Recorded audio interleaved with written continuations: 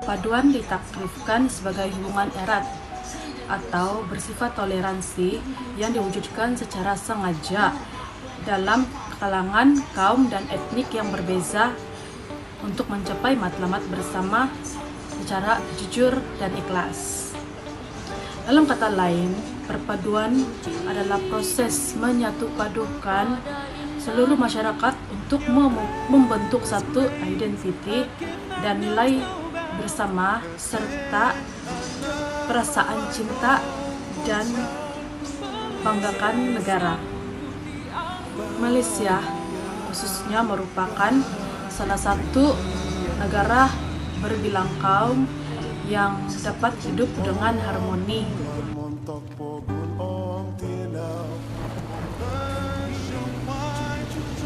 Seperti yang kita tahu, Malaysia mempunyai banyak keunikannya yang tersendiri. Antaranya ialah kehidupan masyarakat yang berbilang kaum. 3 kaum utama yang ada di Malaysia ialah Melayu, Cina, dan India. Kaum-kaum lain seperti Kadazan Dusun, saya sendiri adalah Dusun, dan kaum yang lain adalah Bajau, Murut, Bisaya, Lun Bawang, Iban, Lundai, dan banyak lagi.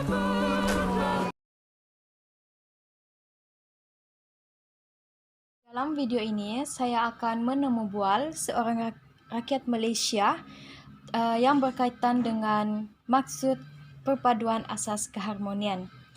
Oke, saya akan menemubual dengan Cik Abigail Alex. Selamat petang, Cik Abigail Alex. Selamat petang.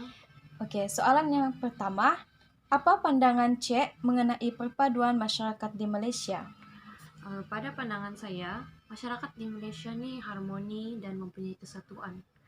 Masyarakat Malaysia terdiri daripada pelbagai kaum yang boleh menghormati antara sesama dan boleh hidup bersama dalam hidup bermasyarakat. Oke, terima kasih Cik Abigail.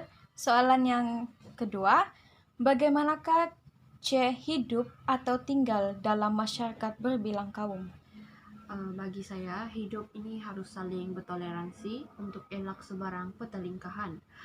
Selain itu, kita juga tidak bercakap tentang isu-isu sensitif terutama berkaitan agama, bangsa, dan bahasa. Oke. Soalan yang ketiga, apakah cabaran untuk memupuk perpaduan di dalam kalangan masyarakat kita? Bagi saya, cabaran yang pertama adalah kurangnya sifat toleransi. Contoh, mereka hanya mau bergaul antara kaum sendiri saja dan tidak mau masuk campur tentang kaum lain. Kedua, dari segi golongan muda, sesetengah mereka tidak fasih berbahasa Melayu. Jadi bagi mereka untuk memahami individu yang berbahasa lain ini susah untuk berkomunikasi antara sesama. Yang ketiga, dari segi teknologi, kemudahan media sekarang ini yang boleh menyebabkan sisi negatifnya. Contoh, apabila penyebaran fitnah atau berita palsu viral tentang perkauman ini akan menyebabkan pelbagai kaum marah dan menyebabkan permusuhan antara kaum. Pertanyaan saya yang terakhir, pada pendapat Cik, adakah melalui kepercayaan masyarakat masing-masing dapat memupuk perpaduan dalam masyarakat? Saya setuju dengan penyataan ini sebab melalui kepercayaan seseorang itu mampu membezakan perkara baik dan tidak baik.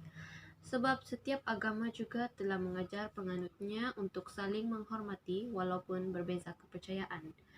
Jadi ini dapat menyatukan dan membawa keharmonian kepada negara kita.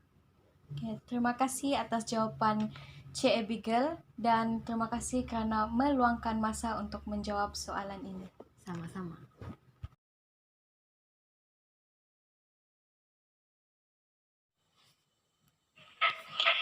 Selamat petang Cik Fiona, terima kasih kerana sudi meluangkan masa dan sudi ditemu bual pada hari ini. Oke, soalan saya yang pertama, apa pandangan Cik Fiona mengenai perpaduan masyarakat di Malaysia? Oke, terima kasih kerana telah menemu bual saya. Pendapat saya mengenai perpaduan masyarakat di Malaysia setakat ini kira okey lah sebab ada sesetengah masyarakat Malaysia masih boleh menerima perpaduan itu sebagai sesuatu yang wajib ada bagi mengekalkan keamanan di Malaysia. Dan tetapi masih ada sesetengah masyarakat yang masih tidak mengambil peduli mengenai perpaduan di Malaysia. Sebagai contoh, dorang memburuk-burukkan sesuatu bangsa tu dengan satu bangsa ni supaya macam bagi batu api antara bangsa tu lah. Tapi setakat ni kebanyakan rakyat Malaysia boleh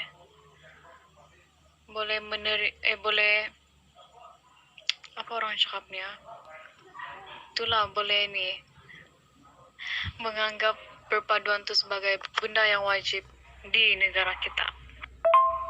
Soalan saya yang seterusnya, bagaimanakah Cik Fiona hidup atau tinggal dalam masyarakat berbilang kaum?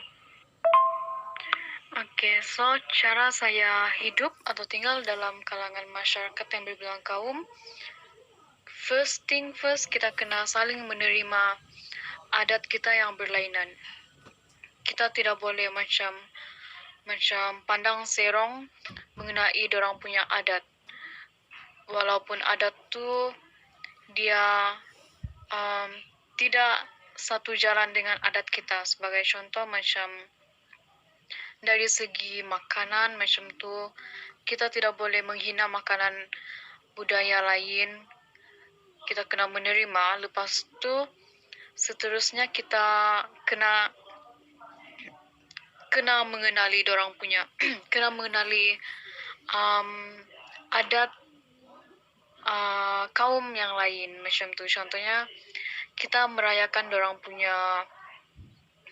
punya perayaan, macam contoh hari raya, kita pergi rumah dorang, kita sambut hari raya dengan dorang. Tahun baru Cina pun kita datang rumah dorang. Itu salah satu cara kita untuk mengenali dorang punya adat, apa makanan dorang, semua tu. Selain tu, kita kena ni juga lah. Macam ada satu adat dalam sesuatu bangsa tu kan. Contoh kita tidak faham, kenapa dorang buat macam tu. Jadi, kita kena tanya dorang lah, apa dorang punya tujuan, macam kenapa dorang buat macam tu. Gitu. Soalan saya yang ketiga, apakah isu dan cabaran untuk memupuk perpaduan di dalam kalangan masyarakat? Okey, terima kasih untuk soalan itu. Okey, apa cabaran dalam memupuk perpaduan dalam masyarakat kan? Okey, yang pertama, sudah pastinya di Malaysia ni, di negara kita kan berbilang kaum, terdiri dari berbagai latar belakang. Jadi faktor pertama tu ialah perbezaan unsur kebudayaan tu lah. Contoh macam perbezaan dari segi kita punya bahasa, kita punya adat, kita punya agama. Jadi benda ni memang kita tidak dapat elak, sebab masing-masing bangsa tu ada budaya dorang sendiri. Jadi kita tidak patut, masyarakat tidak patut menjadikan perbezaan tu sebagai ancaman. Maksud saya tidak patut sentuh apa-apa perbezaan tu. Sebab kadang-kadang isu yang berkaitan dengan bangsa ni kan sensitif. Jadi masyarakat tidak patut menyentuh sensitiviti dengan mempersoalkan kenapa satu bangsa tu buat macam ni, buat macam tu gitu. Lepas tu cabaran seterusnya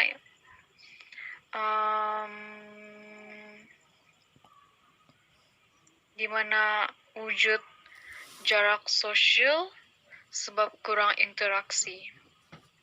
Contoh, isu ini timbul sebab kekangan bahasa yang membataskan interaksi antara bangsa yang berlainan bahasa. Sebagai contoh macam bangsa Cina, bangsa India, dan bangsa Melayu. Ini yang kita boleh nampak biasanya kawasan Semenanjung lah. Dorang macam contoh, kebanyakan Melayu memang tidak faham bahasa Cina atau India. Mungkin sesetengah ada yang faham, tapi kebanyakannya tidak faham. Jadi ini boleh jadi salah satu cabaran dalam mengeratkan hubungan itulah. Jadi bila macam kita tidak faham kan, macam contoh bangsa Melayu ini tidak faham bahasa India atau Cina macam tu. Jadi mungkin ini boleh menimbulkan salah sangka antara bangsa